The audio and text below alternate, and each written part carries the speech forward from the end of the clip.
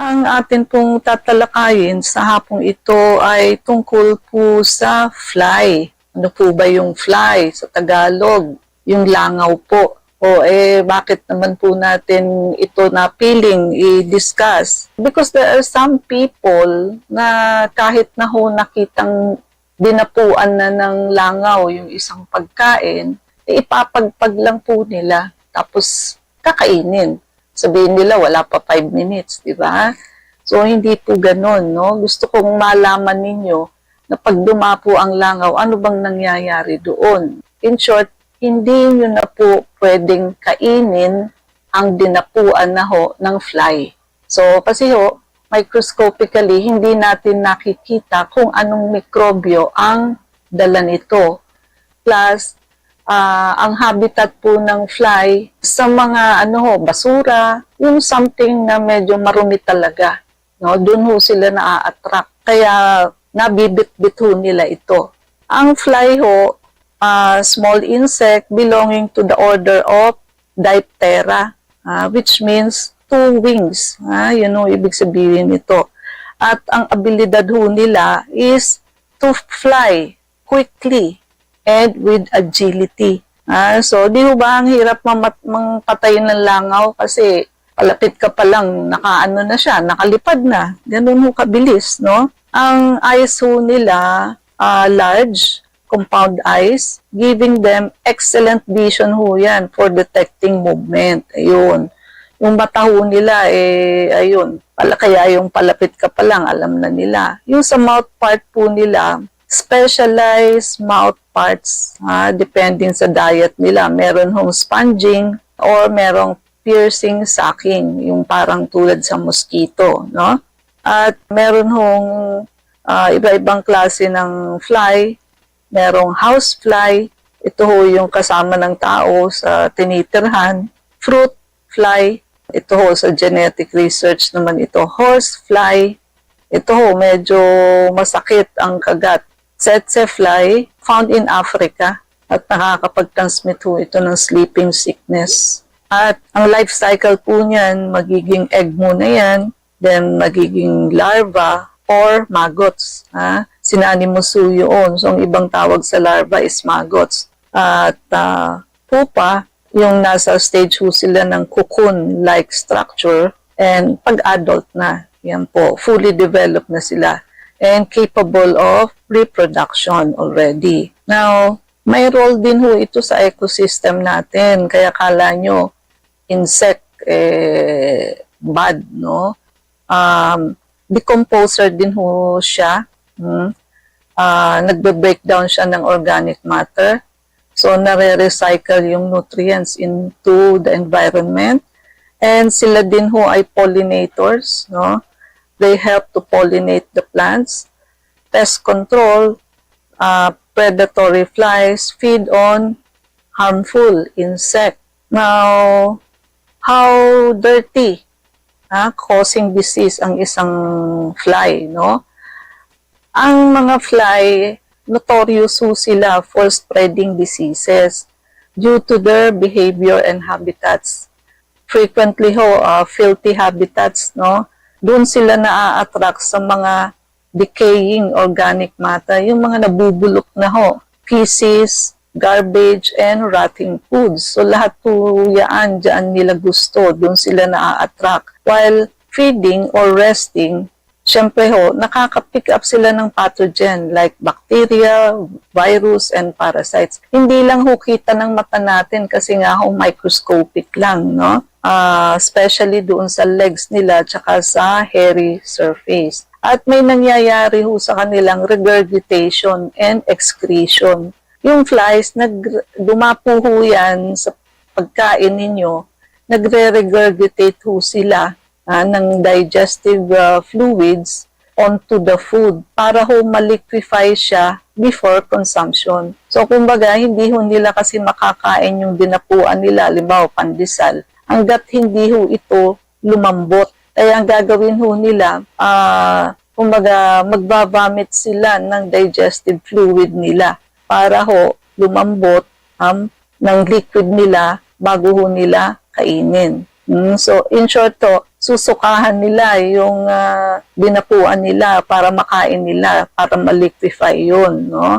So, at also, hindi lamang po yun. They also defecate frequently, leaving harmful microbes behind. So, madalas po silang magpupo. So, iniiwanan din ho nila ng ganon ang isang nadapuan ng fly, no? Kaya ho, minsan, aside from yung regurgitation nila o yung vomitus nila, may maggots pa ho. So, di ba ang maggots yung certain part nila pagka nasa developmental stage sila. So, ganun ho kadumi, no? Nasasabihin nyo, papagpagin nyo lang, sasabihin nyo, wala pang 5 minutes. Hindi po ganun, no? Hindi lamang kita ng mata ninyo kung ano yung iniwan niya doon, but ganun ho yun. Sinisukahan at nagpupupo ho sila doon sa area na kanilang dinapuan. Yun nga lang ho, microscopically. Hindi ho kita ng ating naked eye. And ang mechanical transmission po niyan, they do not directly cause disease. Hindi ho direkta na magkakasakit ka na, no? But they act as mechanical vector. So, instrumento ho sila para mabitbit yung harmful germs or pathogens from contaminated areas to food, water, and surfaces. Halimbawa ho, ang dinapuan niya, bago dumapo dun sa pandesal ninyo is basurahan, no? Or decaying foods. Pag dapo dun sa pandesal nyo, yun ho ang bitbit niya. Pero pa ho doon sa kanyang isinuka at yung pupo nila, no? So, pasintabi ho sa nagme-merienda. Kailangan ho kasi natin itong sabihin para ma-realize ho ng mga taong hindi masyadong malinis, no? Hindi hygienic sa sarili, no? How harmful it is na kainin ho ang dinapuan na ng fly, no? And common nangyayari din ho ito sa mga halimbawa, yung food na sa lamesa lang, hindi na ubos. So, hindi ho tinakpan. Natural ho, lalangawin yun. At number 2, sa mga bakery, ingat kayo kasi kadalasan ho dyan, kasi naka-expose na yan sa lagayan nilang transparent, di ba? So, minsan ho yung ibang dadapuan na talaga ng langaw, no? Kaya lang, i-drive away nila yon para pag bili ng customer, wala nang makikitang langaw. But sa 24 hours ho niyan, hindi ho pwedeng walang nakapasok na langaw dyan. So, pati na rin ho yung mga turo-turo. When we say turo-turo, luto na ho yung mga ulam, no? Ituturo mo na lang kung alin yung bibilhin mo or kakainin mo. So, readily available na ho yan. Hindi ho maganda kasi kung may dinapuan na nga ho ng langaw dyan, no? Tapos minsan, di ba, hinahalo nila yung sauce doon sa mismong meat o di kakalat ho yung germs, no? Yung mga ganyan ho, mas maganda ho kasi yung a la carte. When we say a la carte, pag-order mo, saka pa lang siya lulutuin. So, sigurado ho kayo na malinis. Kahit nga ho minsan sa mga eat all you can ng mga reputable hotels, no? Usually may eat all you can sila sa breakfast or buffet na sinasabi. Pagka ho yan, hindi closed door na aircon at minsan nasa garden, yung mga appetizer tsaka yung dessert, no? So ang nangyayari ho, dadapuan na rin ng langaw. Basta open air, tandaan nyo, may langaw dyan. Naamoy ho nila yung food, no? Kaya pupuntahan nila yan, no? So, mabuti ho kung closed door. At pwede ho kayo makakuha dyan ng typhoid fever, cholera, dysentery. Cholera, magdadiarrhea kayo, and dysentery, ganun din ho, magdadiarrhea kayo with blood. Pwede rin ho kayong makakuha ng helminth, meaning parasite. Hindi ho yung mismong parasite kasi visible yun. Kundi yung eggs ng parasite. Ganun din po yun. Maghahatch din po yun into a parasitic worm. Tulad ho ng roundworm and tapeworm. Amoebiasis, ayan. So, kadalasan ho yan sa drink, sa inumin. Magdadiarrhea rin ho kayo niyan. Viral infection, so poliomyelitis, ayan, can be spread by flies from fecal matter. O isipin nyo ho, poliomyelitis, polio, no? Yung dumiliit ang isang paa, hindi na ho makalakad ang pasyente. Infection sa mata, pwede hong magdala yan ng chlamydia trachomatis, leading to trachoma, which is a leading cause ng blindness. And leishmaniasis, sandfly ho ito na nagtatransmit ng parasitic diseases. Ang fly ho, meron silang hairy bodies, no? Mabuhok po, no? And sticky pads, madikit to yung kanilang mga paa, no? Which can easily pick up, dumidikit ho doon and natatransfer ang dirt and pathogen doon sa dadapuan niya. Feeding habit niya, doon ho sa mga decaying matter, mga nabubulok, feces, exposing them to high pathogen load, no? At they can quickly travel between contaminated areas and clean surfaces, spreading germs, no? So, ayan, pwede ho silang quickly makatransfer from one place to another between contaminated areas. From madumi, lilipat ho sila sa malinis. So, contaminating yung clean area. So, para ho ma-maintain ang hygiene, so dispose yung garbage properly. Huwag ho magtatapon kung saan-saan. Sa basurahan ho, sa garbage can. Keep the food covered. Lagi hong may takip ang pagkain. Kaya nga sabi ko sa inyo, huwag kayo sa turo-turo. Huwag din ho kayo sa mga bakery. At huwag din ho kayo sa mga buffet, no, na open, hindi aircon. At kahit na ho yan, sa 5-star o 4-star hotel pa, libre ho kasi ang breakfast sa mga ganyan, no? Mag-install ho kayo ng barrier. So, gumamit ho kayo ng fly screen. Yung mga screen, ilagay nyo sa door ninyo para pwede nyong buksan na hindi makakapasok ang mga insekto, no? So, yung hangin ho makakapasok. At mag-place ho kayo ng fly traps or electric insect zapper. Ayun, no? Yung sinasaksak ho, tapos mag-emit yan ng frequency na nakakamatay sa mga insekto or ayaw nila yun, kaya hindi sila pupunta doon sa areang yun. At syempre, sa side ho natin, wash hands before handling food. Huwag niyo kalilimutan yan kasi ang kamay natin napakarumi ho niyan. Sari-sari na po ang hinawakan natin within the day. Tapos kakain ho kayo, maghahawa kayo ng food nang hindi kayo nagsabon ng kamay. Avoid eating foods left uncovered or exposed to flies. Huwag ho yung nakatiwangwang yung pagkain na walang takip. No? Siyempre, hindi mo alam kung dinapuan na yan, hindi lamang ho fly, kundi iba pa hong insekto. No? Basta ho, eating food na nalagyan na ho o visited by a fly, it can pose a health risk. Tandaan nyo yan. But ang severity ho noon depende sa several factors, no?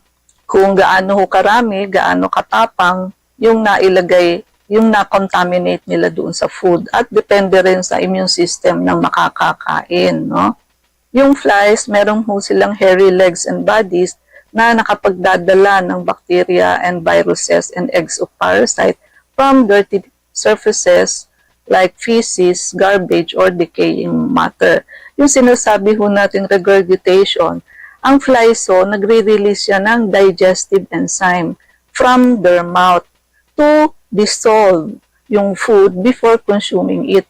Para ho, pag nalagyan na ho ng digestive enzyme yun, lalambot ho yun.